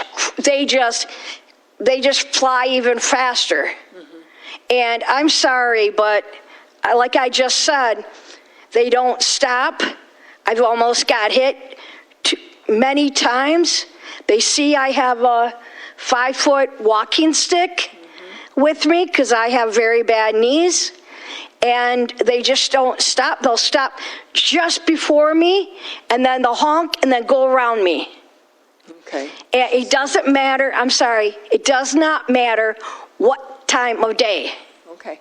It could be 7 in the morning or it could be midnight. They fly, they fly, they fly. And I'm sorry, but there needs to be a crosswalk somewhere. You, not you personally, but the township has no crosswalks on E-course or very, very little on Michigan. And another thing is, I'll end it right now, but another thing is, please put in your budget fixing up your sidewalks. Your sidewalks are supervisor, they're crumbled like this, or they're uneven, and even with my stick that's about the tall as me, or anyone that's got a, walking problem, I've tripped over those. And then I couldn't get back up and whatnot because nobody was there. And when you go down, I'm talking about Michigan, going across, going past the UAW, on that left side, there is no, both sides, there is no sidewalks.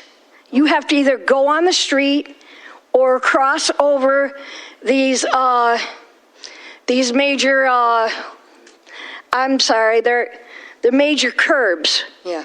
Or go on their grass. Okay, thank you. We will get these reported, and thank you for coming. We appreciate it, and we'll get them reported with the city and MDOT and the county for speed enforcement, which is always requested. But some of it's part of you too, so. Yes.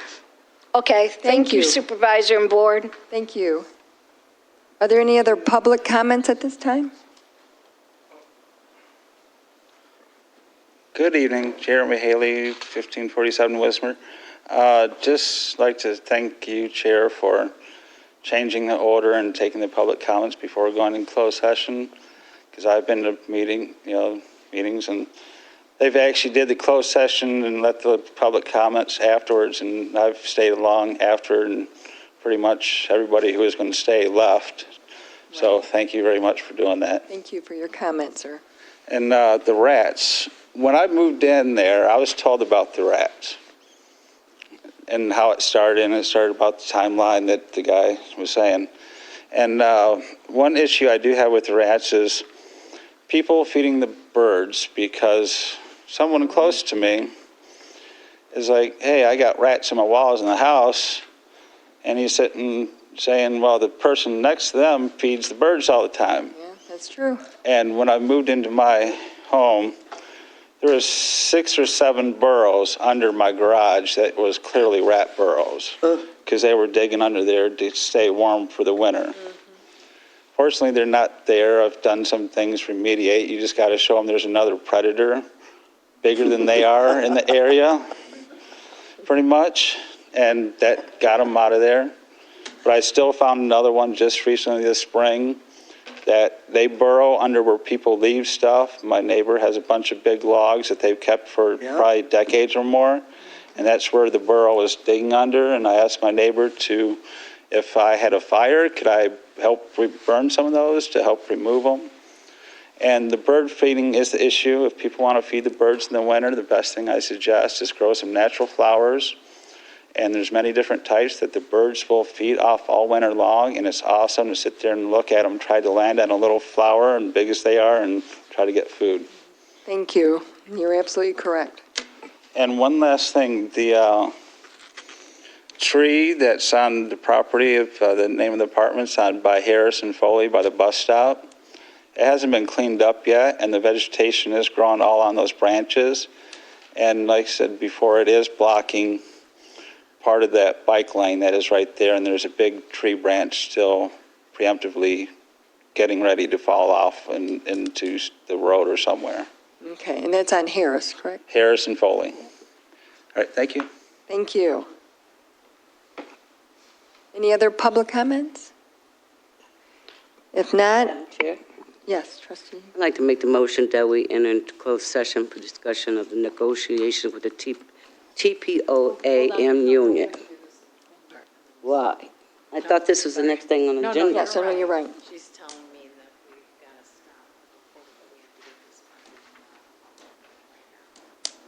stop. I'm sorry. You're good, you're good. Okay. You're good, go ahead. Motion Peterson, Okay. support Eldridge.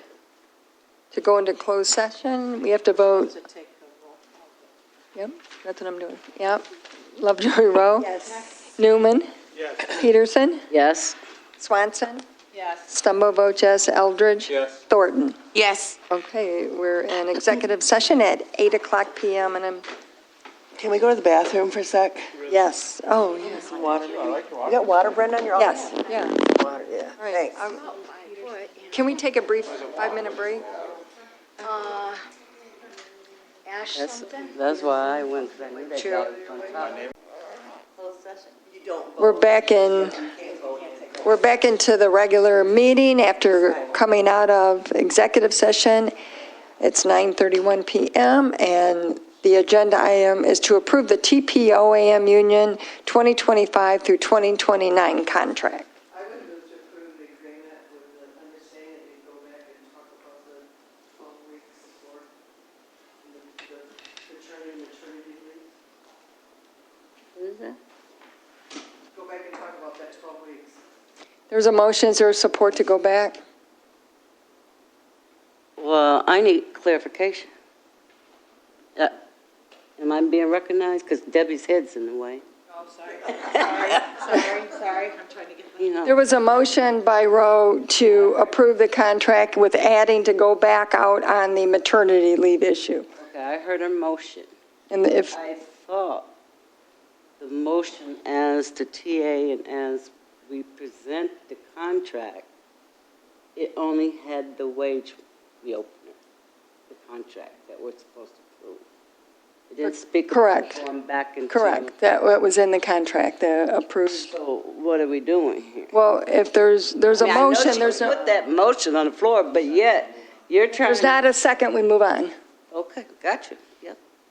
So there's a lack of support, so we need a motion to approve the TPOAM Union 2025 through 2029 contract.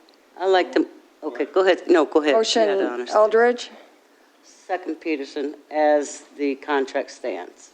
second Peterson. Questions or comments?